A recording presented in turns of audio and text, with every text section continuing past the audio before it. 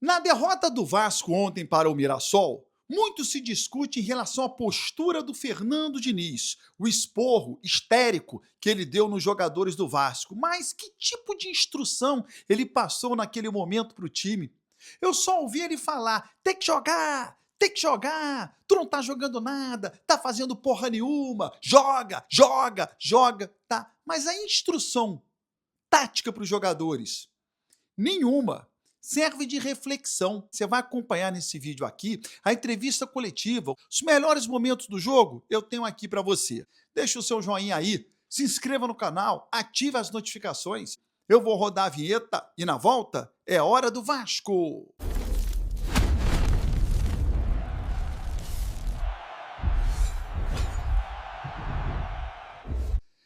Vinheta rodada, o tempo que você teve de se inscrever no canal, o meu muito obrigado. Vou retribuir. Venha agora para o meu grupo exclusivo, de graça. Tô deixando o link no primeiro comentário fixo. É só agora clicar e entrar no meu grupo. Quem tá no grupo tá colocando um cacau no bolso, todo dia tem green. Tudo de graça para você. Bom, Fernando Diniz ontem na entrevista coletiva gostou do rendimento da equipe. Primeiramente, boa noite. Eu acho que tem, se você quiser focar nos erros, mas teve muito acerto. Se você pegar como o time jogava ano passado e como está jogando agora, não é o mesmo time. A maioria das vezes que a gente saiu jogando, a gente saiu limpo.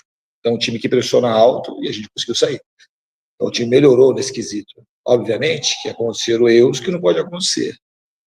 Mas a gente não tem como abrir mão só porque errou. E tem alternativa o time. O time teve bola longa, a gente saiu com bastante bola longa ano passado, saiu com bastante bola longa contra o Flamengo, saímos curto, o time está alternando. Agora, se você não quer errar nunca, então você não sai jogando. Aí vai reclamar porque faz muita bola longa. Já estamos discutindo o resultado do jogo. Eu estou triste pelo resultado do jogo, mas o time não jogou mal. E o time jogou bem, uma das coisas, porque saiu jogando, a maioria das vezes, bem. Em que pese a gente tem errado na saída, como saiu contra o Maricá e como errou hoje. Agora, os jogadores não acertaram muita coisa na saída hoje. Estavam com o Puma, errou, passe daqui e você. Mas ele acertou outras coisas, teve personalidade para jogar, acertou um lance muito mais difícil do que esse. Agora, se a gente fizer contabilizando só o erro, o time vai ficar estacionado, e o time não vai ter coragem para fazer, não vai ter margem de melhora. Então, toda bola que a gente pegar, a gente chuta, que aí não tem problema. Aí, quando chuta a bola e perde a segunda bola e toma gol, vocês não contabilizam. Contabiliza só quando a gente erra. Mas o que o time vai fazer? O time vai melhorar a saída, vai treinar mais, vai aproveitar do que aconteceu hoje dos erros e vai evoluir. E você vai saber melhor a hora de sair jogando, a hora de fazer bola longa. Vai ser um jogo de erro. O Mirassol é um time que está jogando também. Nós jogamos mais bola do Mirassol lá do que eles jogaram da gente no jogo de hoje. Nós temos mais bola no gol do que o Mirassol. Nós tivemos mais controle do que o Mirassol. Nós perdemos o jogo, nós não jogamos mal. Então, a saída do ano passado era muito mais difícil para a gente. A gente tinha muito mais insegurança para sair. A gente tem que pegar o que aconteceu no jogo de hoje, e eu não concordo que são os mesmos erros. Você pode falar que é o erro de saída, de uma maneira geral e simplista. Mas a maneira como a gente conseguiu construir o jogo hoje e ser dominante em boa parte do jogo foi justamente porque a gente conseguia sair com a bola dominada lá de trás. Porque a gente fica chutando só a bola para frente. E hoje a gente nem tinha um jogador alto para disputar a bola. A gente ia sofrer bem mais jogo que a gente sofreu. A gente fez uma boa partida e, infelizmente, a gente não conseguiu o resultado. A gente tomou 2 gols, uma bola, a gente preenchemos bem a área estava cheia e teve a infelicidade de ter o gol contra. E outra, a gente teve um erro de saída, mas um lance totalmente recuperável. A bola ia na mão do Léo Jardim, ia ser gol ali. Infelizmente, a gente perdeu a partida. Mas a postura do time eu gostei, que pese os erros de saída. Os erros a gente tem que melhorar. E saber jogar cada vez mais atrás, saber o momento de sair jogando curto, o momento de sair jogando longo. Isso a gente só vai melhorar treinando e no jogo sabendo como um jogo como o de hoje, qual o momento da gente fazer bola longa, qual o momento de você fazer bola curta. E tem lance que o jogador errou tecnicamente que faz parte do jogo. Não é porque taticamente está errado, porque erros técnicos acontecem. Vou começar pela segunda. O Vasco vai jogar, cada jogo que a gente jogar, a gente vai fazer de tudo para ganhar e chegar o mais longe possível na competição. A gente pegou um adversário duro hoje, o jogo foi equilibrado, mas a gente teve os números mais próximos de ganhar do que a gente perdeu o jogo, pelo menos empatar. Foi um jogo equilibrado, mas do que aconteceu no jogo, a gente não merecia a derrota. Então, mostrou evolução do trabalho, a gente não pode admitir perder. Ponto. A gente tem que doer e a gente tem que melhorar em relação a isso. Em relação às discussões, o que acontece é o seguinte, eu sou um cara, e vocês sabem que é assim, não é novidade para vocês. Não adianta a gente criar um tumulto por conta disso. A minha maneira de cobrar os jogadores, eu sou duro, mas eu sou muito amoroso. Mas muito mais vocês imaginam. Muito mais. Então, os jogadores suportam a cobrança e eles melhoram muito por conta da cobrança. E depois da cobrança, o time melhorou. E eu tenho um jogador um respeito enorme. Tem um jeito de falar, assim, às vezes enérgico e acelerado, e eu sou espontâneo com os jogadores.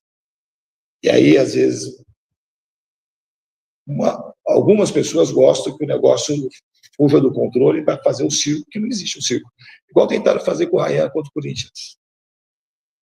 Eu cobrei o Ryan de uma maneira mais enérgica, e foram lá na boca do garoto, e aí se deram mal, porque o Diniz é igual um pai para mim, e aí matou ali.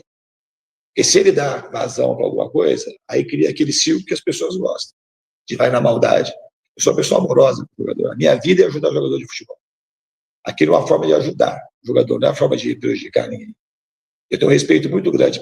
O respeito é fazer o cara produzir aquilo que ele pode, para tirar, assim, às vezes, os medos que os jogadores têm. Não é uma coisa fácil, uma tarefa fácil. O fácil é ficar do lado de fora sem ajudar o jogador, ao contrário.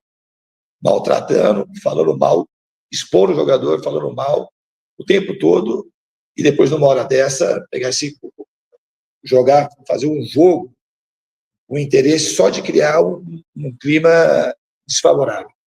Eu não tenho problema com isso. Eu sei quem eu sou, os jogadores sabem quem eu sou. O que eu faço é para o jogador produzir mais, o jogador conseguir ter uma vida boa. Não é nunca levantei a minha voz para prejudicar um jogador na minha vida. Nunca. Nunca. Não tenho maldade com isso. Tenho vontade de ajudar os jogadores. Foi até bom você ter perguntado. E os jogadores aceitam isso. Aceitam porque sabem que eu faço e tento fazer para o bem deles. E eventualmente, se eu passar do ponto e errar, eu peço desculpa, porque eventualmente eu vou errar. O Brenner e o Rinestrosa, eles conseguiram assinar a documentação só 2 dias atrás, então eles falaram uma vez só com o time, a gente vai avaliar com calma quando que eles podem jogar e qual a minutagem que eles podem jogar. E a gente pretende contar com eles o quanto antes. Em relação ao Cuiabano e o Spinelli, a gente vai tratar internamente. Eu vou abrir aqui para vocês. São nomes assim que, de fato, eles surgiram, mas a gente está tratando internamente para ter o melhor desfecho possível. Em relação à saída de bola, eu vou repetir. O time hoje, a maioria das vezes, teve predominância para sair com a bola. Um time que vinha jogando contra a linha alta. E a gente errou. Às vezes que a gente errou, eles conseguiram aproveitar um pouco de... E a gente não conseguiu nas vezes que eles erraram. Então, quando você vai sair jogando, tem 2 coisas. Ou você cede e só fica chutando a bola, ou você pega e melhora para estar jogando cada vez melhor. E saber selecionar cada vez melhor o passe. E por mais que você treine, o jogo acaba sendo o maior treino, é o jogo. Porque no treino não vale 3 pontos, não tem a torcida, não tem a presença da televisão. Os jogadores vão se acostumando a fazer dos jogos aquilo que eles conseguem fazer no treinamento. Então, isso é uma questão que leva um tempo que o time vai amadurecendo e vai conseguindo encaixar melhor nos jogos aquilo que é feito nos treinamentos. Em relação à oscilação, o time hoje, eu repito, o time não jogou mal. O time perdeu o jogo. O resultado é uma coisa que a gente não controla. Contra o Flamengo, nós jogamos muito mal no primeiro tempo. Muito mal. Como a gente jogou os 4 jogos na Copa do Brasil, os jogos finais, ganhando ou perdendo, empatando, jogamos de uma maneira consistente. Tivemos perto de ganhar a Copa do Brasil. Então, hoje foi um jogo que jogou parecido com o que a gente jogou nos jogos finais do campeonato. Então, teve uma consistência no jogar.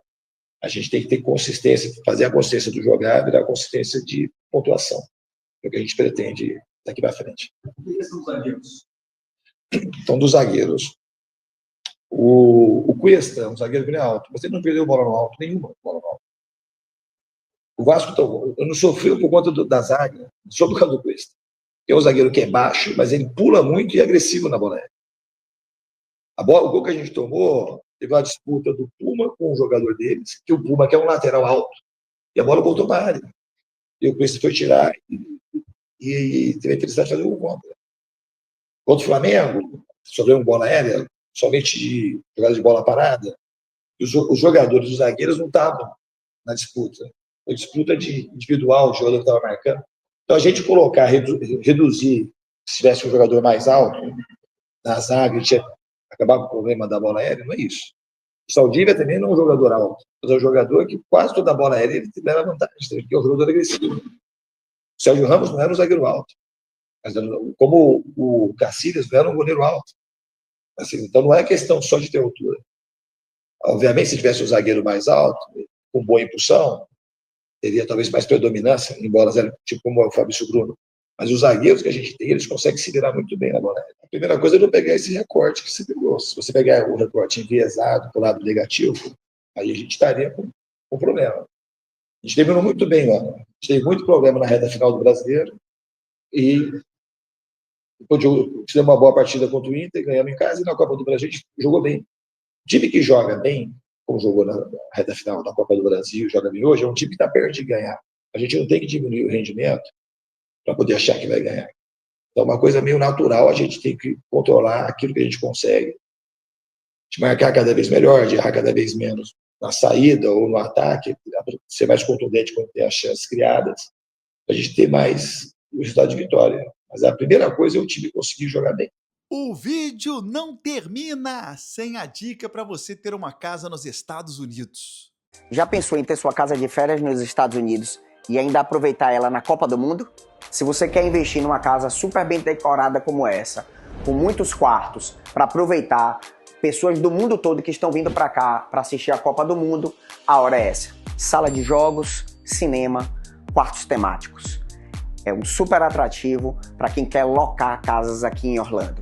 E você ainda vai poder usar quando a sua família decidir vir visitar o Mickey e visitar os parques da Disney. Tá esperando o quê? O momento de investir numa casa como essa é agora.